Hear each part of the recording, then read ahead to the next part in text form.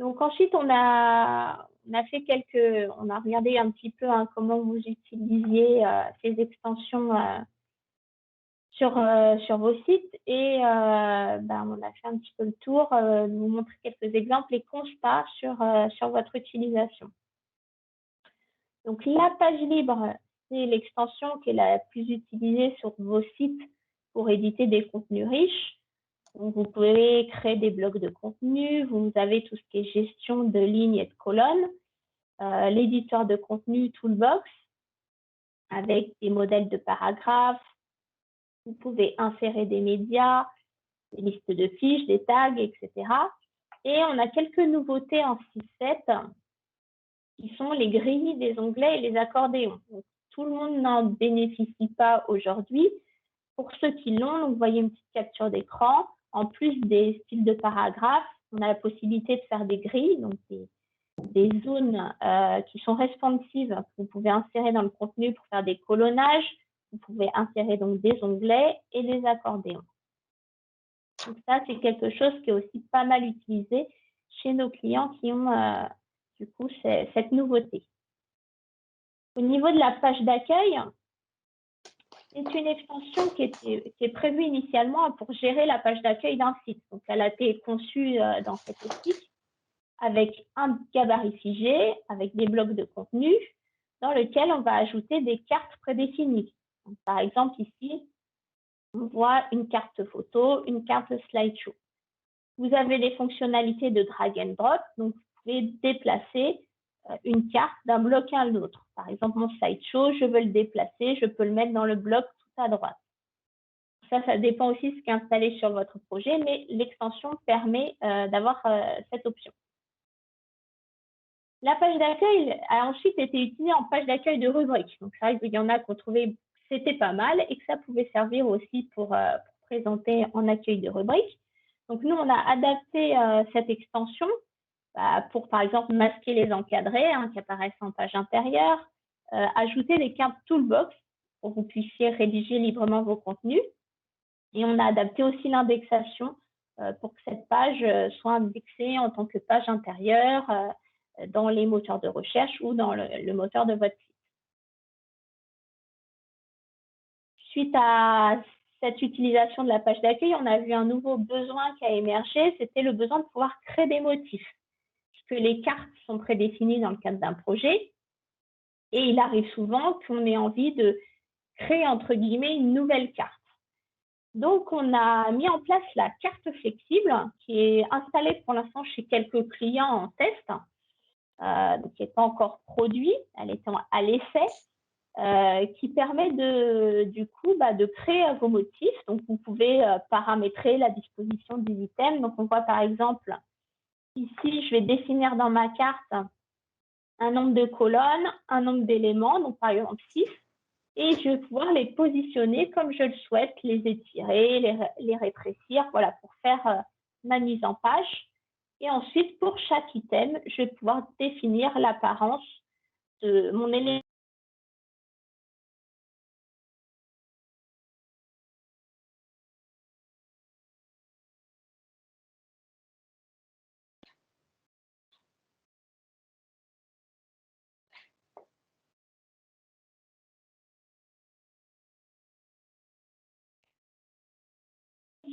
Donc, je vous ai mis quelques exemples de réalisation sur notre site Cosmos, parce que notre service marketing communication en est très, très friand. Donc, voilà, pareil, un exemple d'une carte flexible donc, dans laquelle on aurait 4 items, avec à chaque fois un visuel, du texte et un lien. Donc, maintenant, vous avez la version on va dire intégrale. Donc, on peut même aller voir les liens, bien, sur notre site. Par exemple, celui-ci. Ah, j'ai copié quelque chose en trop.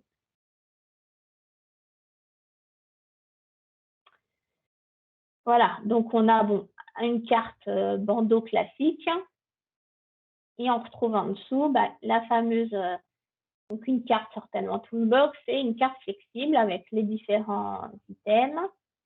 Là également, donc là on aurait quatre items avec un picto et du texte, une citation avec un fond de couleur, pareil du texte, et puis là on a une liste de fiches classiques et encore une autre carte flexible avec un fond de couleur, pareil, et un lien.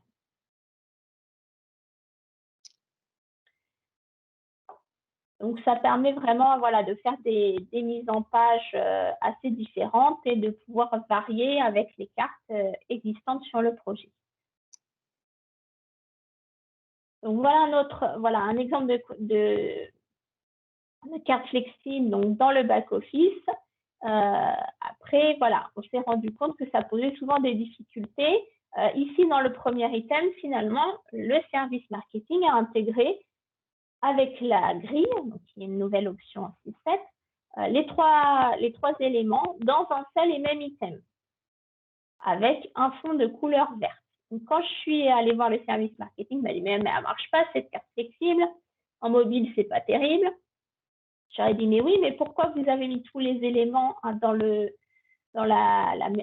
même item? Et c'est parce qu'on voulait le fond de couleur verte, derrière. Donc, à partir de là, le constat qu'on a fait sur l'utilisation de la carte flexible, je prends le service marketing, mais on a aussi rencontré les mêmes cas chez nos clients qui l'utilisaient. Donc là, depuis qu'il y a cette carte flexible, le constat, c'est que la page d'accueil est encore plus utilisée en page intérieure, mais que son utilisation est complexe. Elle est faite pour créer de nouveaux motifs, mais il y a énormément de paramétrage. Là, je vous ai mis un petit extrait. On a par exemple affiché du texte au-dessus de l'image, arrondir les coins, pour ne pas avoir forcément des versions carrées. La hauteur d'une image qu'on peut laisser automatique, qu'on peut préciser, mais qui va avoir un impact sur le responsive. L'alignement du texte, le padding du texte. Donc, à chaque fois, on essaie de mettre un petit exemple. Et on a aussi le ratio entre la longueur de l'image et celle du bloc de texte, mais uniquement pour les images à droite. Donc, ça commence vraiment à devenir compliqué. Donc, ce qu'on a vu, c'est que comme c'était compliqué et c'est assez long à créer, les utilisateurs ont tendance à créer des pages avec une seule carte flexible ou bien un seul item de carte flexible, soit pour des questions de rapidité, soit pour obtenir certaines options d'affichage. Et ça pose quand même pas mal de problèmes après en responsive ou même des problèmes d'affichage. Donc, en plus, comme c'est une carte, il faut enregistrer la carte pour ensuite faire un aperçu de la page d'accueil pour voir le rendu. Donc, c'est vraiment assez compliqué. Et donc, on en est venu au constat qu'une nouvelle extension plus adaptée était finalement nécessaire. La carte flexible ne répondait pas assez bien à votre besoin. Donc, ce que je vous propose maintenant, c'est de passer sur un nouveau questionnaire. Quelles sont les améliorations attendues pour la page libre et la page d'accueil? Donc, qu'on soit sûr de bien avoir cerné votre besoin.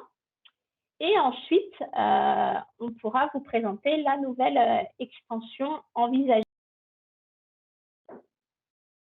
Alors, l'extension envisagée. Donc, dans le récapitulatif des besoins qu'on a identifiés, c'est pouvoir créer des gabarits d'affichage librement, pouvoir définir l'apparence d'une zone de contenu, donc un fond de couleur, une largeur, des marges, pouvoir insérer facilement des composants dans une zone de contenu, donc des médias, des cartes ou du contenu sous forme de toolbox, et pouvoir visualiser le rendu.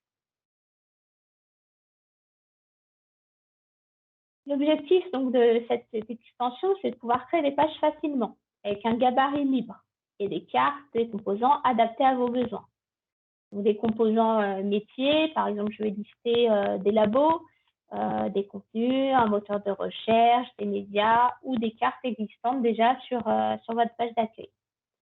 Donc, la solution qu'on va vous présenter là, c'est donc une proposition.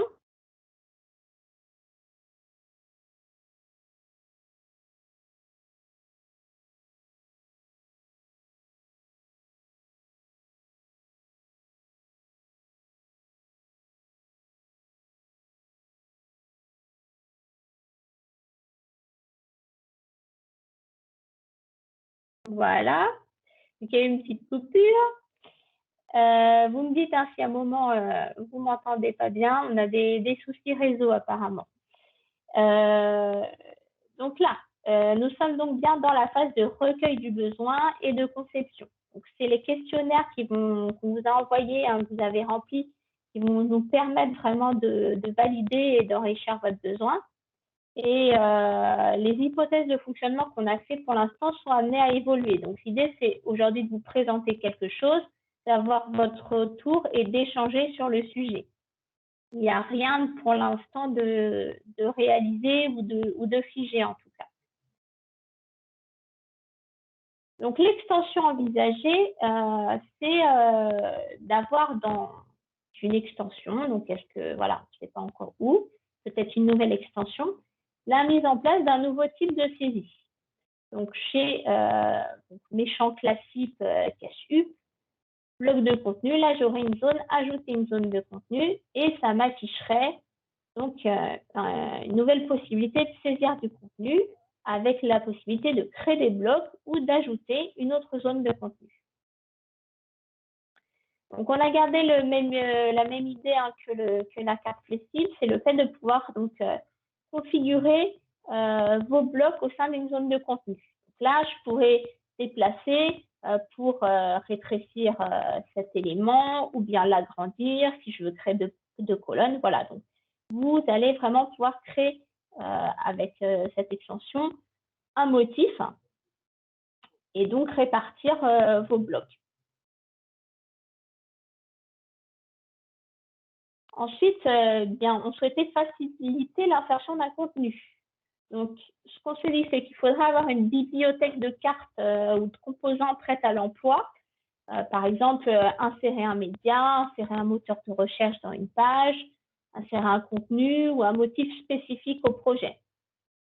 Donc là, une fois que j'ai édité mon bloc, que j'ai créé mon bloc, je vais cliquer sur le petit stylo pour modifier et je vais choisir le type de composant. Par exemple, je veux un média, image plus texte plus lien, etc.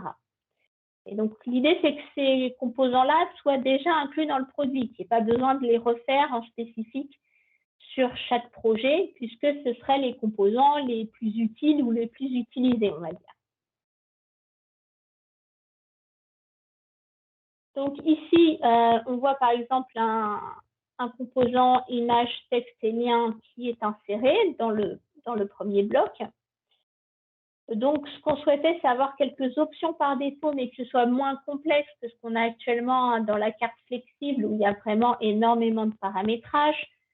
Donc, par exemple, ce serait l'alignement pour choisir où je veux aligner mon texte, l'opacité du filtre, si j'ai des filtres par défaut sur les images, et une couleur de filtre.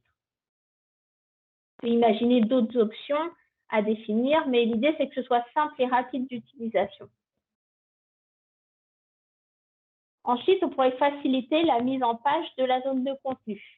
Donc, par exemple, ici, je pourrais définir les marges entre les blocs, puisque parfois, on aime bien avoir des visuels qui soient collés pour faire une petite carte photo. Je pourrais définir la largeur de ma zone de contenu. Donc, par exemple, avoir un fond coloré qui prenne toute la largeur du site et qui ne s'arrête pas à la zone de contenu, comme on l'a actuellement sur les pages libres. Je paramètre par exemple ma couleur de fond, donc avec quelques paramétrages très simples. Aucune marge, quelle largeur et une couleur.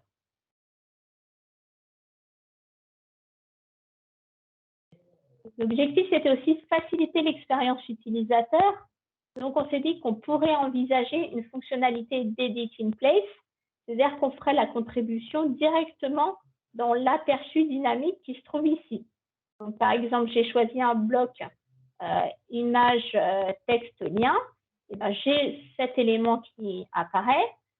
Je vais éventuellement charger ma photo. pour la repositionner. Mais après, voilà, à la place du lorem ipsum, je peux double-cliquer et renseigner directement mon contenu ou cliquer sur le bouton pour paramétrer le texte du bouton. Ça pourrait aussi permettre de faire des aperçus immédiats, c'est-à-dire que là, je suis toujours dans mon éditeur de contenu. J'ai un aperçu de la zone en version desktop, mais je peux switcher, avoir l'aperçu tablette et l'aperçu mobile tout de suite dans ma page. Et cela pourrait aussi permettre de créer des modèles pour les contributeurs.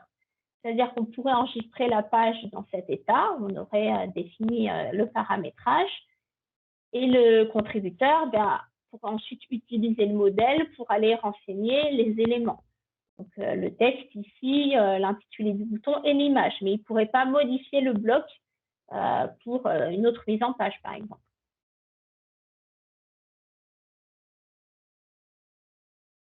Donc là, je note bien un prototype non contractuel. Donc là, vraiment, l'idée, c'est d'amorcer le travail et d'échanger ensemble sur cet élément. La mise en place d'une extension de ce type, les fonctionnalités là qu'on a illustrées vont prendre en compte plusieurs critères. D'abord, la validation du besoin. Donc, suite à vos réponses au questionnaire, et puis on va essayer d'échanger un petit peu aussi à la fin de cette présentation. Voilà, vous pouvez vraiment valider que ça répondrait à votre besoin. Des fonctionnalités qu'on va prioriser au cours du prochain atelier roadmap participative. Donc, c'est l'atelier 3 du Club Cachup, où là, selon ce que vous allez nous remonter aussi comme besoin, on aura peut-être des choix à faire sur ce qu'on peut ou non réaliser. Et enfin, le coût de migration pour passer de V7, de version 6.7 à notre futur V7, parce que si on met en place une nouvelle interface de saisie, on va soit devoir faire coexister les deux interfaces, soit devoir migrer les contenus existants, donc vos pages libres ou vos pages d'accueil, dans une nouvelle extension. Et dans ce cas, le coût de migration pourrait être élevé. Donc, ce qu'on souhaite aussi, c'est que le passage de 6.7 à V7 soit pas non plus un budget trop important pour vous, que ça puisse se faire assez facilement. Donc, pour ça, il faut aussi qu'on fasse attention à ce coût de migration.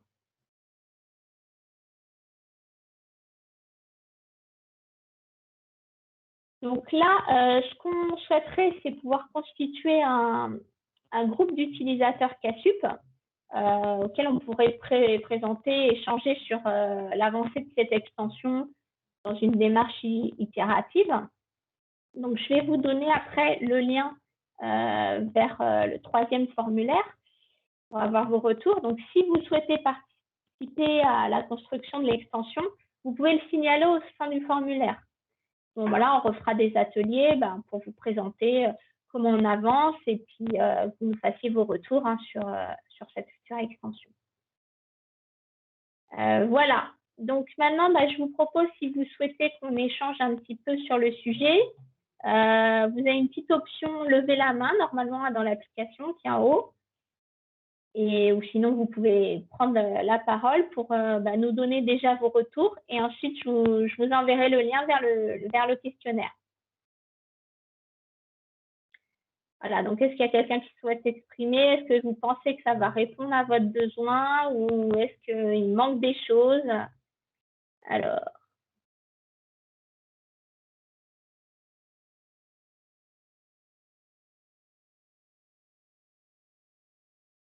Donc là, je vois que tout le monde lève la main.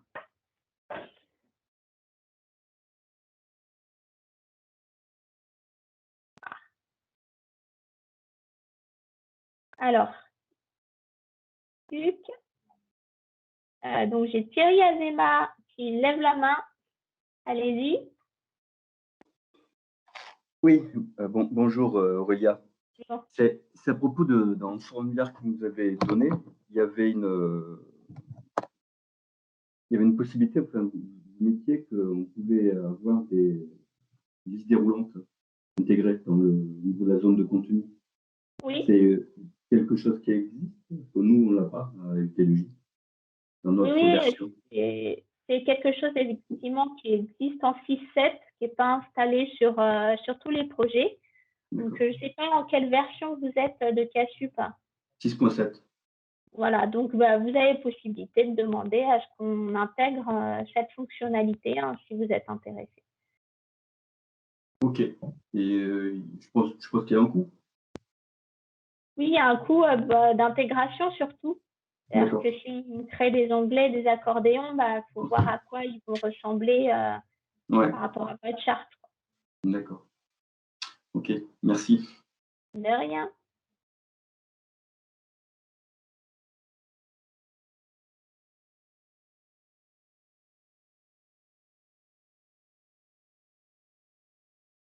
Alors, je suis désolée, ça rame un peu. J'ai Anne-Christelle. Donc, Anne-Christelle, vas-y, tu as une question? C'est plus une remarque. Moi, j'ai l'impression qu'on arrive à une solution qui correspondrait à nos besoins et qui irait au-delà des contraintes qu'on rencontre aujourd'hui avec les pages d'accueil, les modèles de pages d'accueil. Je trouve ça bien, la souplesse de pouvoir aller piocher dans une zone de contenu, le type de contenu qu'on souhaite intégrer, et puis qu'il y ait une bibliothèque de fonctionnalités intégrées à l'outil. Ça, je trouve ça intéressant. Le côté aperçu mobile desktop aussi, ça pourra aider beaucoup de nos contributeurs. Après avoir l'idée, de ce que je comprends, c'est que vous réfléchissez à l'étendre à tout ce qui est page libre et page d'accueil, cette saisie. C'est une possibilité pour l'instant. Ouais, mais que ça augmenterait le coût d'une migration en V7. C'est ça?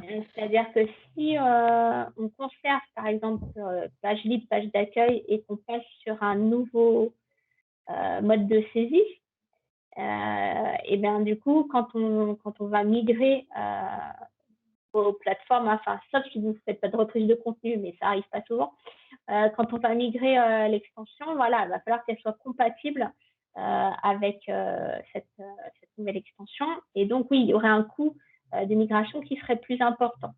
Et pour l'instant, on n'a pas encore décidé quel était le meilleur scénario, mais c'est quelque chose qui serait possible. Ok. Et puis une dernière remarque, le côté possibilité de créer un modèle qu'on mettrait ensuite à disposition des contributeurs, ça, je trouve aussi la fonctionnalité intéressante. Voilà. Est-ce que tu vois des choses auxquelles on n'aurait pas pensé? Pas immédiatement. Après, je pense qu'il faudra qu'on reboucle avec Julien sur l'outil qu'on avait en tête, qui c'est Adobe Spark, et qu'on voit ce que permet cet outil et est-ce que vous avez réussi à reporter l'intégralité des fonctionnalités d'Adobe Spark dans votre nouvel objet. Très bien, merci.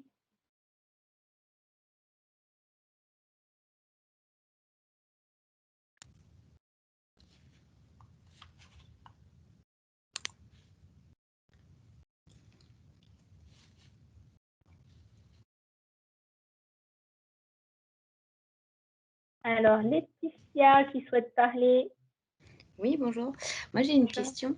Quand on va migrer du coup à la version 7, ce sera obligatoire du coup la migration ou on pourra rester un petit peu sur la 6?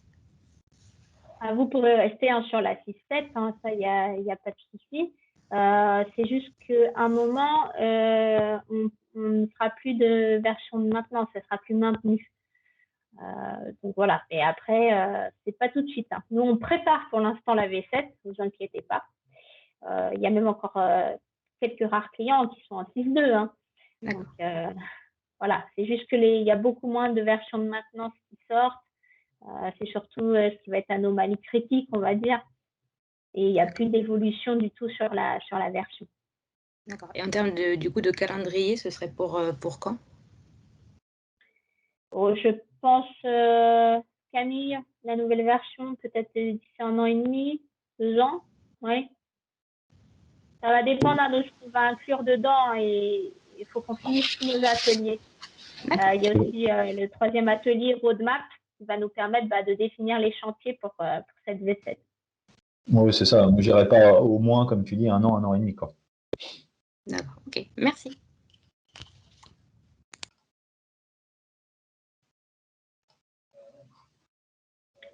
Camille, tu souhaites parler? Ah, pardon, je me suis trompé de bouton.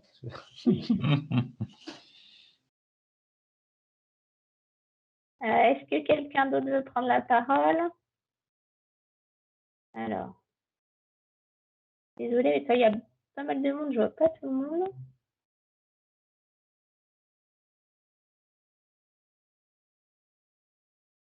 Caroline, tu souhaites t'exprimer? Oui, bonjour à tous. Du coup, c'est vrai que j'avais pas forcément réfléchi à qu'est-ce qu'on allait aborder aujourd'hui, etc. Et du coup, je pense que dans mes réponses au questionnaire, si ça se trouve, peut-être que dans quelques jours, je penserai à d'autres choses. Parce qu'il faut déjà qu'on dise tout ça. Nous, on était, tu vois, de l'école très stricte de se dire page d'accueil, il n'y en a qu'une par site. Donc du coup, voilà, et on faisait un peu des fois même aussi les méchantes, même si nous, des fois, sur certains trucs, sur des espaces dédiés, par exemple, on a des chaires et de se dire, ça pourrait être vraiment sympa pour la chaire d'avoir une page d'accueil, etc. On se tenait à dire non, la page d'accueil, c'est uniquement la page d'accueil pour le site. Donc du coup, tu vois, là déjà, ça ouvre plein d'autres perspectives. Et il y a quelques temps, il y a quelques semaines, avec un de nos référents web, on a eu toute une discussion à ce sujet-là. Alors pour finir, de toute façon, en plus, ils avaient un peu le couteau sous la gorge côté délai, donc on a fait preuve d'un petit peu de souplesse. Et puis j'ai fait, bon, je ne vois pas, je ne suis pas au courant. Mais c'était de se dire, est-ce qu'il allait détourner la page libre ou détourner la page d'accueil? Parce qu'en fait, c'était des portes ouvertes et il avait un peu, comme je crois Anne-Christelle disait, avoir en tête le côté Adobe Spark et puis vouloir faire, tu vois, une grande page, etc.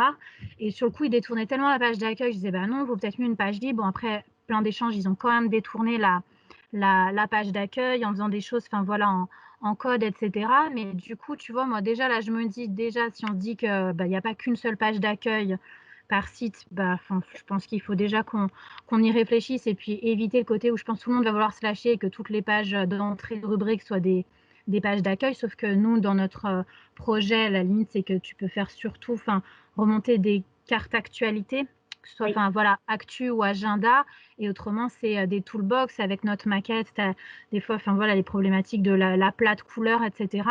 Donc déjà, voilà, je trouve que ce vers quoi vous tendez, ça ouvre plein de belles perspectives. Je suis aussi intriguée par la carte flexible, donc du coup, je me dis déjà, il y a plein de choses à expérimenter. Si on s'enlève la limite qu'on s'était mis à nous-mêmes de la page d'accueil, il n'y en a qu'une seule. Creuser sur la flexible, mais en effet, je pense que voilà, ça pourra répondre à des besoins. Par contre, voilà, je pense aussi au côté voir comment canaliser pour pas que ça parte aussi dans tous les sens au niveau du site et que voilà, chacun, j'allais dire, se fasse vraiment plaisir et que tu perdes un peu en unité et en cohérence. Mais si apparemment c'est possible, de créer quand même voilà, certains modèles et après de jouer, je pense, au niveau des rôles et des périmètres pour dire, voilà, pour trouver un peu des marges de manœuvre sans que ce soit non plus un truc où tu n'as pas l'impression d'être sur le même site ou que voilà, chaque page soit complètement différente, etc. Mais en tout cas, non, ça fait envie. Très bien.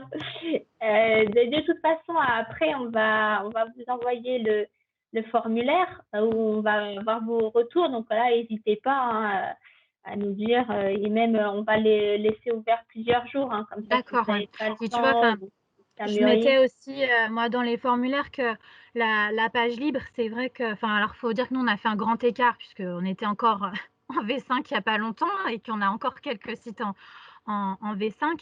Mais c'est vrai que maintenant, avec les grilles, etc., c'est vrai que du coup, entre des fois même la page libre et l'article, il n'y a pas de grande différence. Et ce que j'ai mis dans le formulaire, moi, des fois, c'est plus, je raisonne aussi en termes des besoins que je vais avoir par rapport aux questions de liste et des critères, etc. Et de me dire, ça, je vais faire ça à ce niveau-là, ça va être page libre et dans laquelle je vais pouvoir faire après une liste dynamique d'articles et en pensant à qu'est-ce que j'ai comme style de liste, etc. Donc, je raisonnais plus, voilà, comme ça. Mais du coup, voilà, ça fait réfléchir en tout cas à plein de choses, mais il va falloir un petit temps de digestion, sûrement. Oui. La carte flexible, elle est très bien, mais voilà, elle n'est pas accessible à tout le monde. Il y a tellement de paramétrages que c'est vrai que pour un contributeur simple, c'est pas possible. Bah, de toute façon, nous déjà actuellement, les pages d'accueil, il n'y a que les responsables de sites qui avaient Oui. la main dessus. Merci. Il y avait Cécile Lejeune aussi qui souhaitait prendre la parole. Alors, moi, c'est juste une petite question parce que moi, je fais partie de ceux qui sont encore en 6.2 et déjà, ce que je vois de la page d'accueil, ça me fait un peu rêver. Donc, c'est des choses qui sont disponibles que sur la 6, que sur la 6.7 ou c'est parce qu'il y a des choses qu'on n'a pas installées? Sur la 6.2, on a la page d'accueil aussi. Hein, Parce que moi, j'ai une page d'accueil, mais j'ai un modèle hyper fixe, quoi. J'ai pas trop le choix, quoi. Alors, c'est vrai que depuis, elle a pas mal évolué déjà en 6.2. Il me semble que le drag and drop, c'est que en 6.7. Hein. Ouais. Parce que moi, j'ai un gabarit de page d'accueil, mais j'en ai qu'un et il est hyper figé, quoi. Oui. Donc ça, c'est un truc que je peux avoir sur la 6.7, quoi. Pour le Oui, moment, oui. pour le moment, vous me vendez, c'est même pas vous me vendez du rêve avec le truc qui fait le mélange des deux, parce qu'en fait, déjà, la page d'accueil en 6.7, pour moi, c'est le rêve déjà. Donc voilà, c'était juste pour... ok, Très bien. Bah oui. merci. En 6.2, pour l'instant, on pourrait créer un deuxième gabarit de page d'accueil. Mais bon, je pense que le mieux, effectivement, c'est peut-être une montée de version pour avoir des fonctionnalités plus avancées. Oui, oui, mais j'aimerais.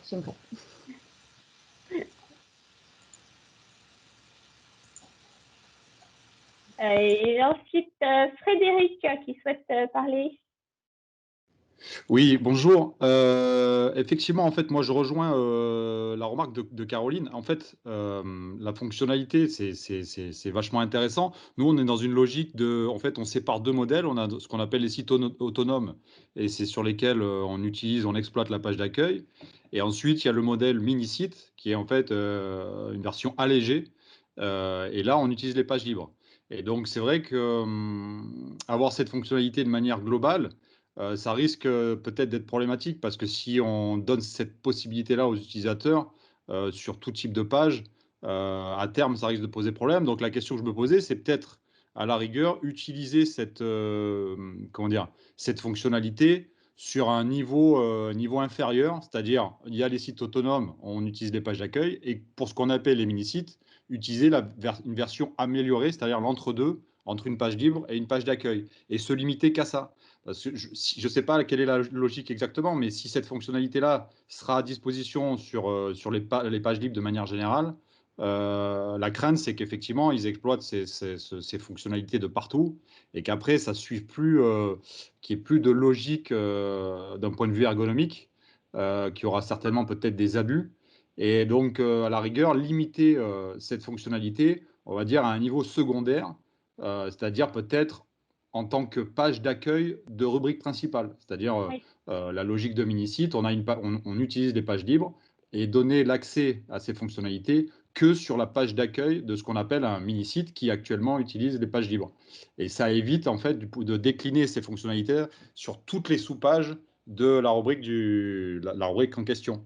Voilà, moi c'est surtout... Voilà, ce qui est intéressant effectivement, c'est vraiment de pouvoir...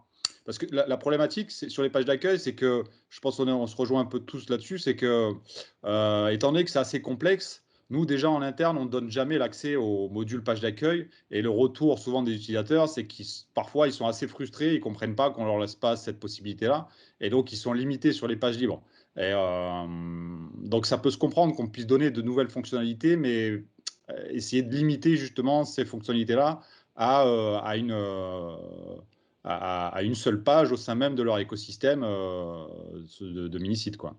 Voilà, au moins ça ferait un bon enfin, ce serait un bon comment dire, ça couperait un peu la poire en deux, ce serait intéressant.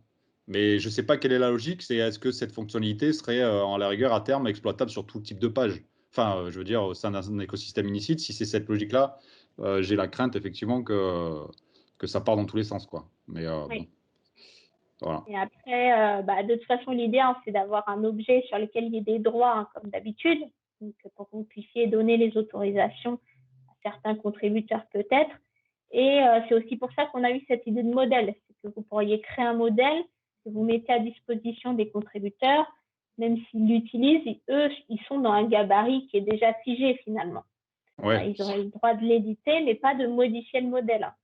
Oui, oui. Ben, ouais, je vois très bien. Parce que là, en fait, c'est vrai que nous, enfin, ce qu'on a fait, c'est qu'on a établi des modèles de pages SAS pour que les gens s'inspirent un peu, s'inspirent des pages et qu'ils ne s'embêtent pas trop à gérer leurs pages avec les modèles, etc., etc.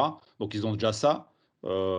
C'est assez cadré. Bon, après, ils peuvent sortir un peu de ce qu'on a fourni comme modèle de page SAS. Mais c'est vrai que si c'est en fait, l'idée, ce serait quoi? Ce serait un nouvel objet, en fait, du coup. Mais on y réfléchit. Est-ce que ce sera, on va vous poser la question d'ailleurs, je crois, dans le questionnaire. Ouais. Est-ce que c'est un nouvel objet? Est-ce que ça doit remplacer la page libre? Est-ce que ça doit remplacer la page d'accueil? Les deux? Enfin, voilà, c'est vraiment à vous de nous dire votre besoin. Bah, c'est vrai que le fait que ce soit un nouvel objet, déjà, ce serait peut-être plus facile à gérer au niveau des droits, puisque du coup, si c'est inclus aux pages libres, ça risque de compliquer un peu la tâche au niveau de la gestion des droits. Mais c'est vrai que si c'est un nouvel objet et qu'on se contente d'exploiter cet objet-là pour on va dire des espaces web secondaires, quoi, c'est-à-dire site autonome, mini-site, et qu'on puisse exploiter comme page d'accueil le nouvel objet, ne serait-ce que pour les mini-sites. Déjà, en termes de gestion de droits, ce serait peut-être plus simple à gérer si c'était un nouvel objet, quoi. Après, je ne sais pas comment c'est géré, du coup, effectivement, le cadrage, c'est-à-dire est-ce que par rapport à cet objet-là, du coup, on aurait un mode édition et on pourrait limiter comment dire, la mise en forme de cet objet-là Eh bien, on pourrait effectivement, voilà, encore à l'état de conception, mais l'idée, c'était effectivement qu'on puisse donner des autorisations pour dire, bah là, la personne n'a le droit que de modifier la page, donc les textes, voilà, mais elle ne peut pas changer le type de composant, par exemple. D'accord, donc ça voudrait dire que nous, en interne, il faudrait qu'on définisse des templates, en fait, des gabarits, des templates, et du coup, on donnerait à disposition plusieurs templates, et après, ils auraient qu'à modifier et sélectionner le template choisi, c'est ça? Tout à fait. D'accord, ok. Donc l'idée, ce serait peut-être à la rigueur d'inclure à cet objet un sort de menu déroulant sur lequel on sélectionne le template souhaité, c'est ça? Ouais. Oui. Ouais. Okay, voilà, c'est l'idée à valider donc avec vous pour savoir si ça répondrait aux besoins, s'il y a un besoin déjà. Voilà, mais c'est ce qu'on avait envisagé. Ouais. Bah, le besoin, il se fait déjà ressentir chez nous. Donc, on arrive quand même à faire comprendre aux gens qu'on ne peut pas donner la page d'accueil, puisque déjà, c'est problématique au niveau du SAV et de l'assistance au quotidien pour des pages libres. Alors, si c'est pour des pages d'accueil, après, ça finit par être vraiment compliqué à gérer. Donc, ouais, non, c'est OK, très bien. Bon, merci. Donc, je vais vous envoyer le lien vers le dernier questionnaire. Écoutez, s'il n'y a pas de questions, on va arrêter là. Est-ce que tout le monde a bien le lien? Sinon, je peux vous le renvoyer par mail pour ceux qui étaient présents. Si jamais vous n'avez pas fini de saisir vos infos. On peut peut-être envoyer les 3 formulaires, en effet, comme ça, si vous voulez les compléter, comme tu disais, Aurélien.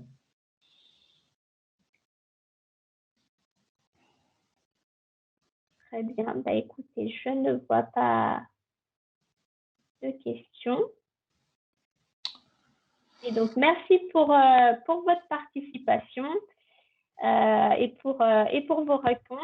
Et puis, bah, je vous souhaite un bon appétit et je vous dis à bientôt. Bon appétit à tous, au revoir.